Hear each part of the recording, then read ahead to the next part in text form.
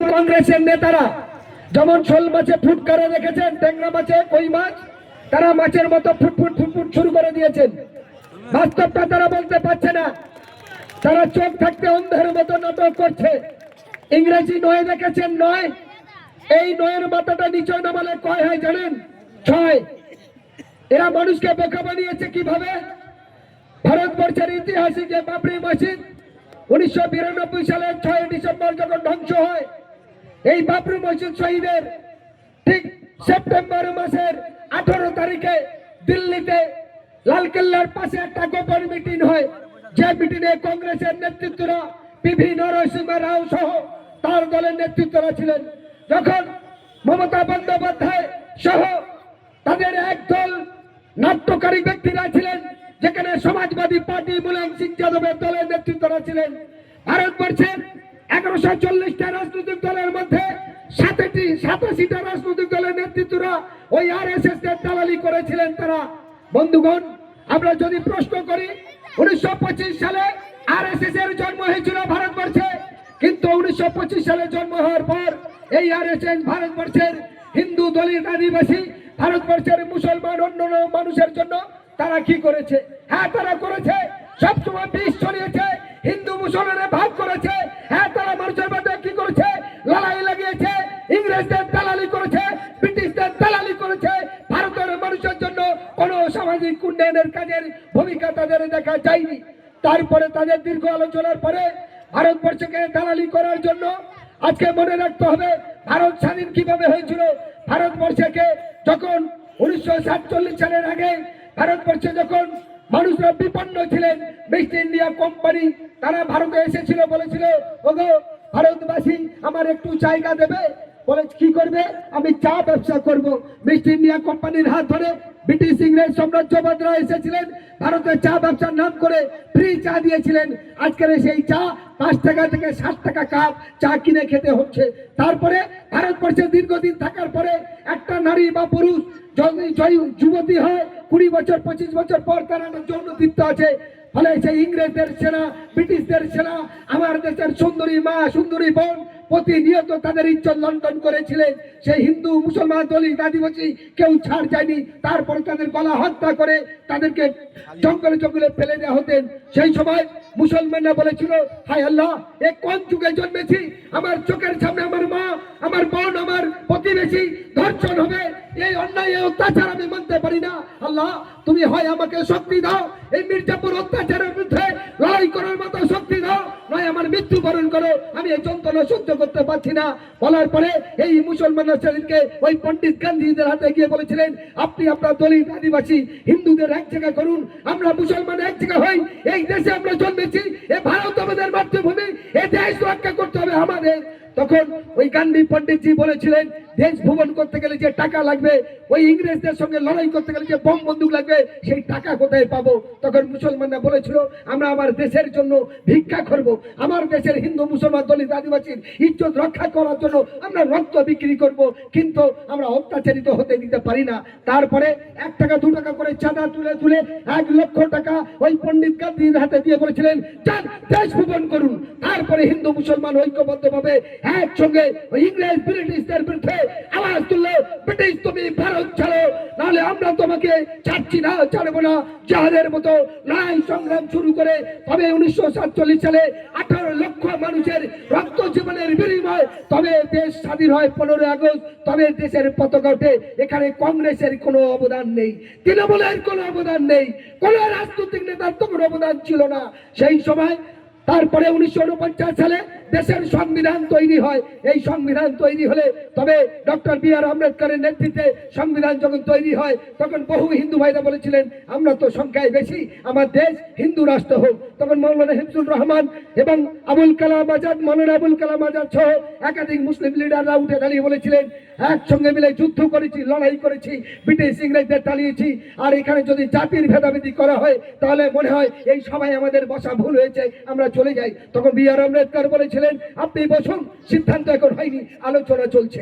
তারপরে 1949 সালে সংবিধান তৈরি হয়, তবে সেই সংবিধানে লেখা আছে সেকুলার দেশ, এবং গণতান্ত্রিক দেশ।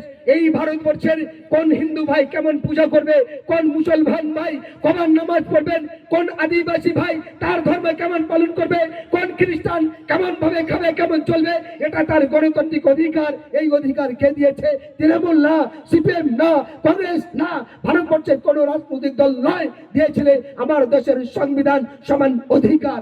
বন্ধুগণ, দুর্ভাগ্যের বিষয় এই রাজনৈতিক স্বার্থ সিদ্ধি করা কংগ্রেসের পিভি নরসিংহ রাও, মমতা বন্দ্যোপাধ্যায়, অটল বিহারী বাজপেয়ী সহ সমস্ত নেতৃত্বরা একসঙ্গে বসে 87টা রাজনৈতিক দলের কারচুপির সহযোগিতা নিয়ে আরএসএস 1992 সালে ভারতবর্ষের ঐতিহাসিক বাবরি মসজিদকে ধ্বংস করলেন। আজ ভারতবর্ষের লজ্জা নয়? ভারতবর্ষের 40 থেকে 45-55 কোটি মুসলমান আছে। ভারতবর্ষের 150 কোটি মানুষের বসবাস, যেখানে হিন্দু, আদিবাসী, দলিত, শিখ, ইসাই সবাই আছে। কিন্তু এমন একটা নির্বাচন ছিল না। যারা একটা এমপির ক্ষমতা কি জানেন? একটা এমপি সে পার্লামেন্টে বলতে পারে, সে স্পিকারকে বলতে পারে, সে রাষ্ট্রপতিকে বলতে পারে, সে জাতীয় সংঘকে বলতে পারে, সে রাষ্ট্রসংঘকে বলতে পারে, সে আন্তর্জাতিক লেভেলে বিনা পয়সায় মামলা করতে পারে। কিন্তু আজকের বাবরি মসজিদ শহীদ হওয়ার পর পশ্চিমবঙ্গে যে 42টা এমপি পার্লামেন্টে যায়, একটা এমপির নাম বলুন যে এমপিটা পার্লামেন্টে দাঁড়িয়ে বলেছেন বাবরি মসজিদ শহীদ কেন হলো, যে একবারের জন্য রাষ্ট্রপতির দ্বারস্থ হয়ে বলেছেন যে ভারতবর্ষের বাবরি মসজিদ কেন শহীদ হলো, ভারতবর্ষের হিন্দু মুসলমানের দাঙ্গা কেন লাগছে। একটা এমপির নাম বলুন। 42টা এমপির মধ্যে জগন্নাথ ছোটো একটিও এমপি সেই প্রতিবাদ রাস্তা করলেন না। আজ তো ধন্যবাদ তাই দেবো হুমায়ুন কবিরকে, যিনি ভারতবর্ষের ইতিহাসকে অপবিত্র করে দিয়েছিলেন, কলঙ্ক করছে, তার ভিতরে রুখে দাঁড়িয়ে আজ বাংলায় থেকে সেই বাবরি মসজিদ রেজিনগর চাঁদনীতে তৈরি করলেন। আর সারা বিশ্ব জুড়ে সেই মসজিদের চর্চা শুরু হলো। এটা সংগঠন দেওয়ার জায়গা নয়, এটা ভাবতে হবে না? আমরা চোখ থাকতে অন্ধ। তাই তো ভগবান আল্লাহ ঈশ্বরগণ বলছে, হে মানুষ, আমি পারতাম তোমাকে কুকুর, বিড়াল, ছাগল, পশু পাখি বানাতে, তোমাকে মানুষ করেছি। তুমি সারা পৃথিবী ঘুরতে পারো, তোমার দুঃখ কষ্টের কথা অন্য মানুষকে বলতে পারো, তোমার যন্ত্রণের কথা বলতে পারো। তাই কোনো প্রাণী পারে না। তাই সমস্ত প্রাণীর থেকে তোমার বয়স বেশি দিয়েছি, তোমার সময় বেশি দিয়েছি, তোমার হাত পা চোখ মুখ সব দিয়েছি। তুমি কি করেছো? খালি আমার আমার করে গেছো। ওই বাংলা আবাস যোজনা ঘরের জন্য, ওই লক্ষ্মী ঘরের টাকার জন্য, ওই তলামূলি বিজামূলের জন্য তাহাই করে গেছো। সমাজ ধ্বংস করেছে, ঢালাই মডেল লাইসেন্স দিয়েছে। এখানে যারা আছেন আমার হিন্দু ভাই, হিন্দু মা বোনেরা, মুসলমান ভাই বন্ধুরা, আপনারা বলুন, আমরা জানি সুদ খাওয়া হারাম, আমরা জানি মদ খাওয়া হারাম, আমরা জানি লটারি জুয়া খেলা হারাম, আমরা জানি অন্য অবৈধ কাজ হারাম। আজকে মমতা বন্দ্যোপাধ্যায় বাংলায় উন্নয়ন কি করেছে? ঢালাই ভাবে 47,000 মডেল লাইসেন্স দিয়েছে। এটা কি হারাম নয়? এটা কি অন্যায় নয়? মমতা বন্দ্যোপাধ্যায় কি করেছে? ঢালাই ভাবে লটারির টিকিট দিচ্ছে। এটা অন্যায় নয়? ঢালাই ভাবে আজকের অনলাইনে জুয়া শুরু করে দিয়েছেন, ঢালাই ভাবে বেকার লাটে তুলে দিয়েছে। 15 বছরে একটা শিল্প হয়নি। আজকের সেই জায়গায় দাঁড়িয়ে মমতা বন্দ্যোপাধ্যায় বলছে চপ বিক্রি করো, ফুচকা বিক্রি করো, কিন্তু হুমায়ুন কবির একটা কোনো আওয়াজ না করে চুপচাপ থেকে ভারতবর্ষে সেই বাবরি মসজিদের তৈরির মাধ্যম দিয়ে আজকে ইউনিভার্সিটি করবেন, আজকের সেখানে হসপিটাল করবেন, মডেল স্কুল করবেন। ইতিপূর্বে বাবরি মসজিদের কেন্দ্র করে আপনারা নিজের চোখে তা প্রমাণিত। সারা বিশ্বের মানুষ আজকাল আলোচনা শুরু করেছেন, বিভিন্ন প্রান্তের মানুষ আসা শুরু করেছেন। এটা কি শিল্প নয়? এটা কি মানুষের কর্মস্থান নয়? তিনি কি করলেন? 500 টাকা লক্ষ্মীর ভাড়ে দিয়ে তৃণমূলের রাজ্য সম্পাদক শওকত মোল্লা বলছে যে যদি তৃণমূল ছাড়া অন্য দল করে লক্ষ্মী ভাড় দেব না, বাংলা আবাস যোজনা দেব না। আমি আপনাদের সামনে অন ক্যামেরায় সকলের সামনে বলতে চাই, মমতা বন্দ্যোপাধ্যায় তোমার বাপের টাকা নয়, কালীঘাটে তোমার টাকা ছাপানো কোনো মেশিন নেই। অভিষেক ব্যানার্জি, শওকত মোল্লা, তোমার বাপের টাকা নয়, তোমার বাড়ির টাকা ছাপানো কোনো মেশিন নেই। এই জনগণের ট্যাক্সের টাকা নেই। 87,000 কোটি টাকা বাংলাকে ধ্বংস করেছো। তাই বাংলার একটা শিশু এই বাংলায় জন্মগ্রহণ করে সূর্যের আলো দেখার সাথে সাথে তার মাথায় 81,782 টাকা দেনা। কেন এই অপদার্থতার পরিচয় দিয়েছো? তার জবাব মমতা ব্যানার্জিকে দিতে হবে। কিন্তু তা না করে লক্ষ্মীর ভার। আপনারা আমার কথা বুঝতে পারছেন? আমাদের বাংলায় এই পাড়ায় যদি একটা বাচ্চা জন্মায়, এই বাংলায় তার মাথায় দেনা কত? 81,782 টাকা। কে করেছে? মমতা বন্দ্যোপাধ্যায়। আজকে তিনি বলছেন অনেক উন্নতি করেছি। কি বলে? শিক্ষিত ছেলে মেয়েদের জন্য বেকার ভাতা দিচ্ছি। কত?